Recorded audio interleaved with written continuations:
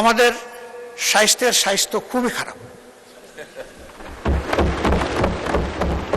আপনি নিজেও এগুলা প্রত্যক্ষ করেছেন। অবশ্য আপনার বোধহয় সুযোগ কম হয়, কারণ আপনি তো সিএমএইচে ট্রিটমেন্ট নেন। এটা তো আপনাদের জন্য স্পেশালি ডেজিগনেটেড। আমরা সেখানে যেতে গেলে হয়তো আপনাদের দোয়া নিয়ে যেতে হবে। কিন্তু আমাদের দেশে পল্লী স্বাস্থ্যকেন্দ্র থেকে শুরু করে মেডিকেল বিশ্ববিদ্যালয় পর্যন্ত সর্বত্র একই চিত্র। ধারণ ক্ষমতার 3 গুণ রোগী টার্নওভার, আউটডোরে ইনডোরে সব জায়গায়।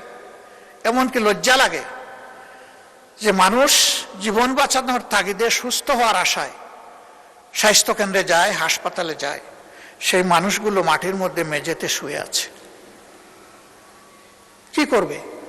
হাসপাতাল কর্তৃপক্ষের তো এত বেড নাই, আবার রোগীকেও মানবিক কারণে ফিরাই দিতে পারছে না।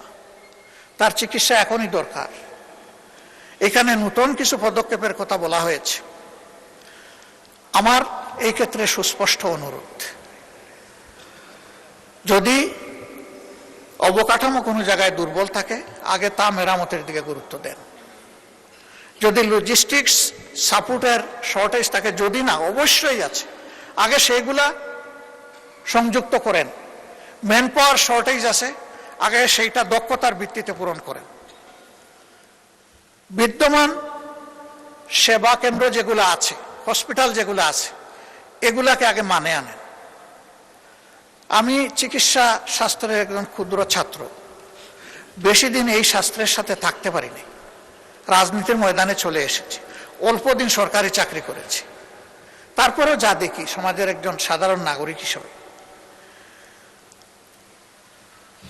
আমাদের স্বাস্থ্য সেবার উন্নয়নের জন্য আমাদের কোনো ভীষণ আমার কাছে ধরা পড়ে না। আমাদের চিকিৎসক যারা আছেন ম্যাক্সিমাম ক্ষেত্রে কপি অ্যান্ড পেস্ট। আমরা বিদেশকে নকল করি, আমরা নিজেরা কোনো প্রযুক্তি উদ্ভাবন করি না। একই ক্রাইসিস এখানে, অথচ এটি হচ্ছে একটা শতভাগ ক্লিনিক্যাল ওরিয়েন্টেড শিক্ষা। এখানে বই মূল বিষয় নয়, এখানে পেশেন্ট মূল বিষয়। এই নিয়ে আমাদের কোনো ভীষণ আমার কাছে মনে হয় না। আমরা জোড়াতালি দিয়ে চলছি। এই স্বাস্থ্য ব্যবস্থাকে একটা ভিশনারি স্বাস্থ্য ব্যবস্থায় নিতে হবে।